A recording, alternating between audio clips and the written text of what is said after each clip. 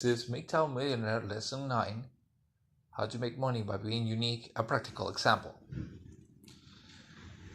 Now, I'm going to use something that's more close to home to many of you. If you're working the 8 to 5, the standard job, trying to make do, being married or not being married, or just starting out of college and having your basic job, let's assume that you can put away some way, somehow, $1,000 a month for your own use, or whatever you need. That's accounting or taking in consideration that you will not have to pay taxes on that money because you're already using the rest of your money to do that. Maybe less. You can start with $300 if you want. And the basic standard practice that most people do is invest their money into something that will garner interest into a bank account, OCDs, stocks, stock options, treasury bonds, and the like. That's how I started back about 10 years ago, 10, 12 years ago. We're talking about the dot-com bubble, so it was pretty easy to make money in tech companies back then. And that's a good way to start, and that's standard practice that everybody does. You know, the 401ks that everybody uses. But I will not get you a home run, but a big hit to jump from one social class to the other. It's very hard to do it. Now, remember when we talked before about that which you love, that which you really like to do, that you will do it even if you have no money. Even if you just had to sit on your ass, sorry for that, and do nothing else, you will still do this one thing. And that's the one thing that you had to monetize. Well, in my case, the two things I really love, or I really like, and then I really love, would be I love sports and I like video games. Even to this very day, the latest game I played was God of War for the PlayStation 4. Great game. I played with my son and I just got the platinum trophy for it. And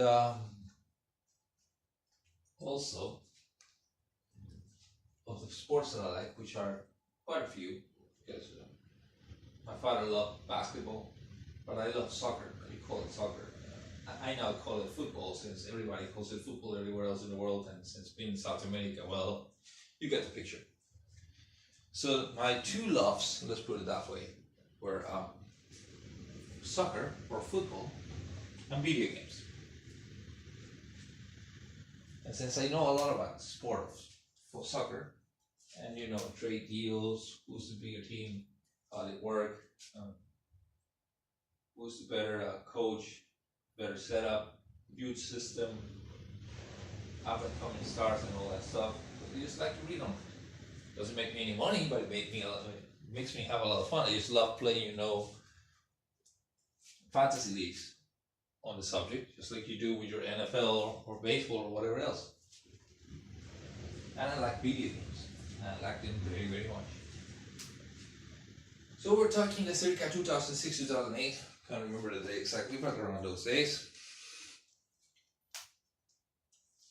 I was looking to somewhere to invest.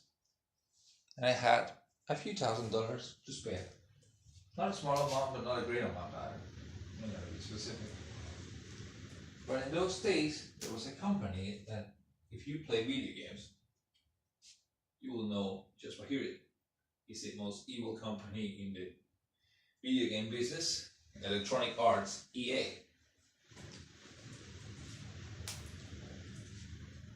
And since I love video games and I love sports, specifically football, soccer, I knew they had the license for FIFA, which is basically the regulating entity worldwide for anything pertaining to soccer. Since they had that, I checked the reports, you know, the financial reports of the company, and they weren't that high. And since I knew that it was an incredible license to have, even though their games actually suck. Back in those days, the main game that played like a soccer game was Pro Evolution Soccer, what you call now PES. But in those days, it was called Winning 11. And we used to play Winning 11 like crazy on the PlayStation 2, you know. I keep those days with my friends because we don't only love going to games and being in South America, of course, we also play day in, day out, every morning, every night. And it's a vicious cycle of having fun, instead of spending on hookers or something else. Well, after a while of playing the game, we said, okay, this game is so much better than anything that EA has in FIFA. But since the template of the game, of how you must play in order to work well and do what it needs to do, it's already set up. It's here. EA only has to copy what Winning 11 or Pro Evolution Soccer of Konami, the other company, is already doing. And it's easier to copy something and then improve on it than create something that you don't know how to do. Which EA is really the most blindsided company when it comes to that. They only care about money, not about creating something great, because they have no idea where to begin. But they're pretty good at copying other people and improving a little bit on some of the mechanics. Sometimes they screw it over and destroy everything. But sometimes they do hit it. And since I knew these games were yearly iterations, every year will come out. It's like, and you have the license of FIFA paid out. It's like, eventually they're gonna hit it, I thought. So I went ahead and bought a bunch of stock on Electronic Arts because I knew soccer, I knew the power of the license, I knew the competition because I played the games like crazy, and I knew the fanaticism and real excitement that truly existed in the market. And how did I knew they would explode into a higher level? I must admit right now that I never expected it to grow to the size and to the hundreds of millions that represent that game every year for Electronic Arts. Because FIFA right now operates over $700 million a year in revenue. It's probably far greater, but I'm just giving rough ballpark numbers of what I remember. I haven't checked that because I already sold my stock on that and cashed in quite a while ago. But the bottom line is that I knew this because in South America, people play with bootleg discs or pirated copies of video games. So whatever they sold, in reality, the true market of people playing is about 6 to 10 times. And it will go into the low side, say 6 times more than what it used to sell during the 2000 era up to 2012 when online went really ballistic. So understanding that things will go eventually online, and if you have ever read Ready Player One or you have read Hack or watched the anime Hack about video games connections, virtual reality and all that stuff, it's what's coming. It's coming whether we like it or not, and I knew it because I love technology. So by putting all these things together, that's why I took the plunge in EA back then. My love for the sport gave me the understanding of soccer. My being in South America gave me my understanding of the market and the true extent of how many people played those games and how important they were to them and they are to them. So I knew the market was far bigger than was being reported on the financial sheets. Now they have to play online and they want to play with our friends online. They have to pay. Before that, offline, you've got to do like this for 50 cents. A pirate version of the machine, PlayStation 2, Xbox One, Xbox, whatever, $200. So you invest $250 and you play FIFA for a whole year, or Winning 11, or Pro Evolution Soccer for a whole year. So you can try to $50 and then continue the government and taking it off the grid by also doing a power line to your house. There's houses here for in South America, or they would. It's called at the moment.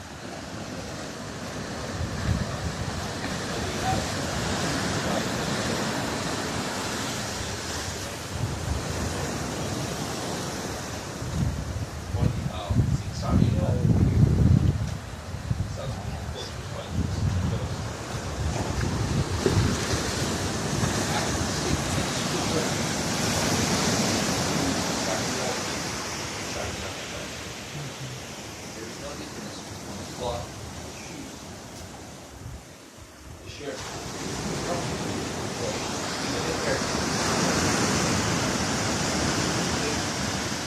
$1,000 after we have our money to do an example. The other guy paid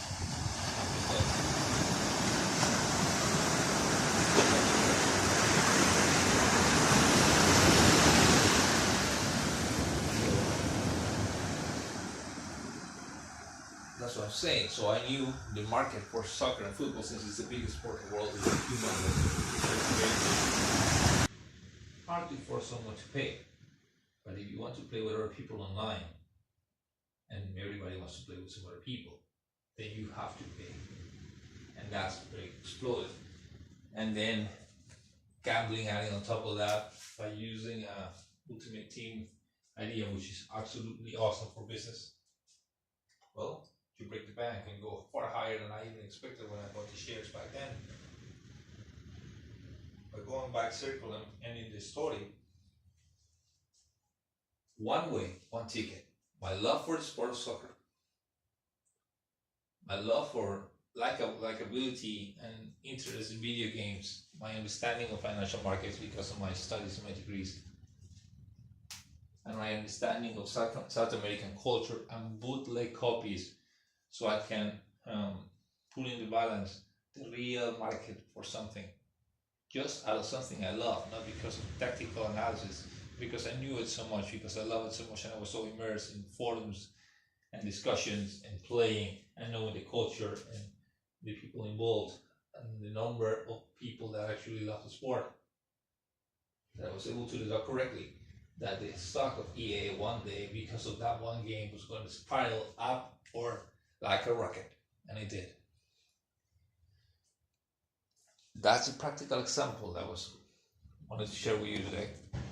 And I'm pretty sure that every one of you, even if it's 2 of you who are my subscribers, thank you for joining the channel. Appreciate it. Once we reach 10 subscribers, I will do what I promised, and we'll work on tailor-made proposals and ideas for you, so you can make it with whatever it is that you got. Having said that, never give up. F to those that say video games are a waste of time, and keep pushing on, and don't let any thoughts and don't let any women deviate you for where you want to get. Truman signing off until the next video. Thanks, and subscribe, like, and comment.